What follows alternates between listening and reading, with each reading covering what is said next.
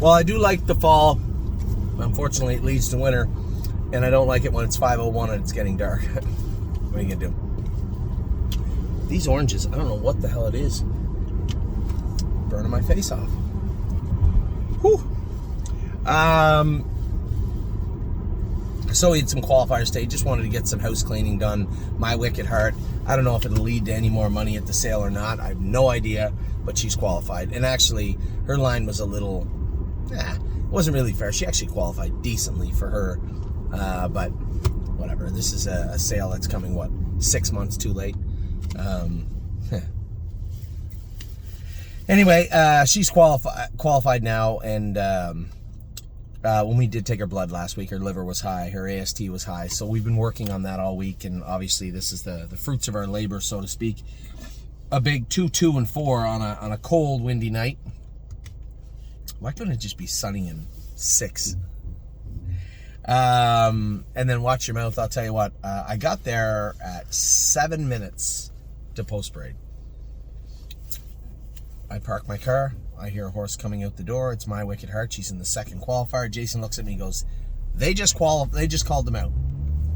I said, how can they call them out?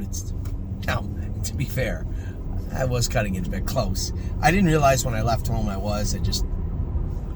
maybe my subconscious is wired to be late or almost late for almost everything.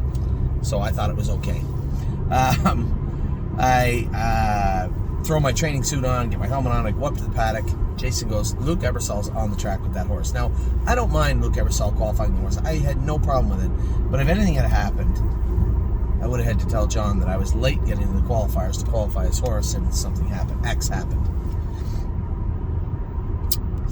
Murphy's Law, I think, is what it is. Something could go wrong, it will. And I walk out onto the track. I felt bad. Hey, thanks for post parading that horse. Can you extricate yourself from the seat now? I said, hey, thanks, I appreciate it. I owe you one. I jump on the horse. Now, he had made a break. Free-legged last week. And to be, I guess, very fair, I don't know the horse that well. Only sat behind him a few times since he was a baby. And seemed fine.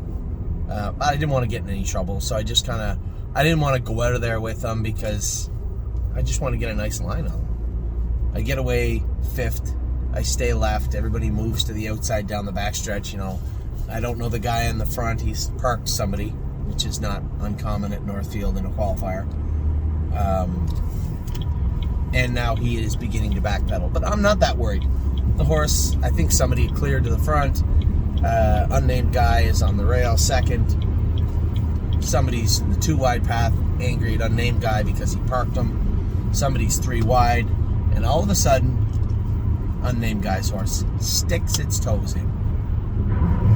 The little voice in my head jumps out of bed and says, you should know better. You should know better.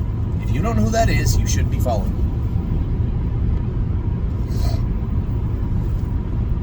To which I promptly responded, this is no time for I told you so's.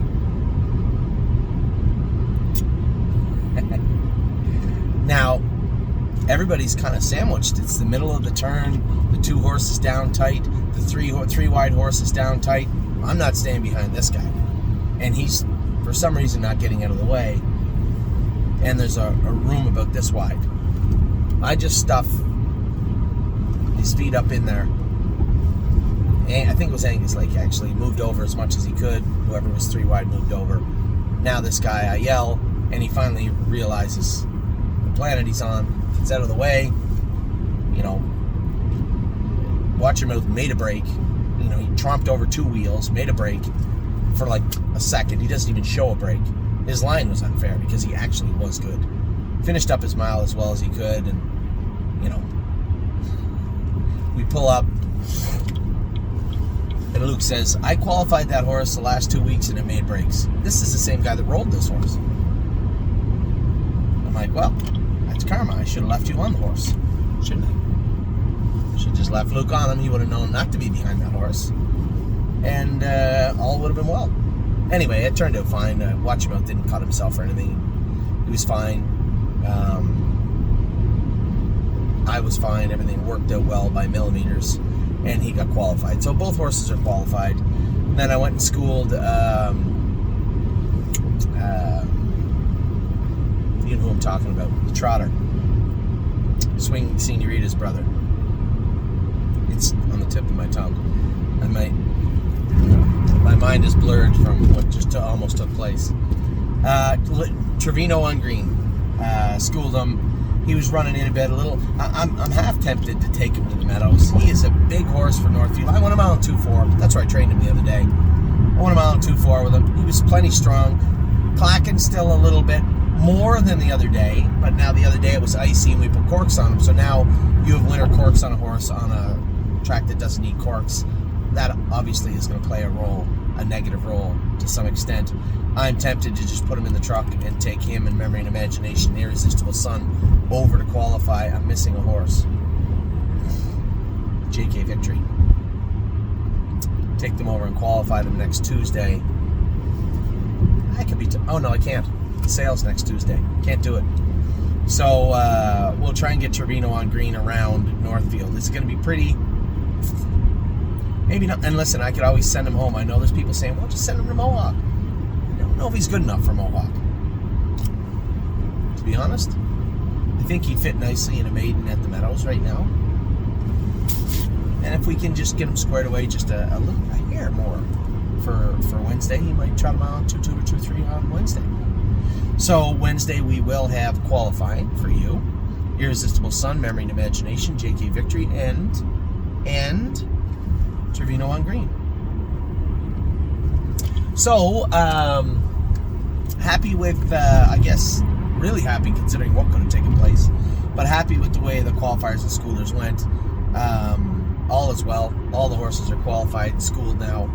I'm going back home because I'm not in until the 9th and 10th race tonight. Oh, damn it. I got to send a note out. Because of the mail strike in Canada, I don't know how much money Canada Post is holding for me, but it's a fair amount, and I'd rather not have them hold any more of mine. So if you want, I'm going to change the address to send mail, any checks to, and there's not that many. Most of you send money, e-transfer or wire, or PayPal or something. But for those folks out there that still send checks, it might benefit both you and I if you send them to the Ohio address I'm staying at. So I'll have Eric switch that on the website also, so everybody understands why. I'll have Kelly send out, or maybe I just will, send out a statewide release tonight explaining why it is or was changed. So with that, I'll let you go. We only have the one horse tonight, our girl, Purple People Eater. That'll be her last start for us. She heads to the Mount Hope sale next week. I think I have a drive for somebody in the next race, and then I'm all done for the evening. Unless the rain is going to start, I suspect the track will be firm and fast tonight. Tomorrow I start at the Meadows. We have lots going on. It's going to be cold for the next 2 days. Minus 10 Celsius in the morning, it says here, going with a wind chill of around minus 18 to 20. Not cool. Going to be a chilly one for the next 48 hours, and then it'll break a little bit. So I hope it is warmer wherever you are. I will talk to you all very soon, maybe tonight, depending on how the filly races. Either way, have a great rest of your day.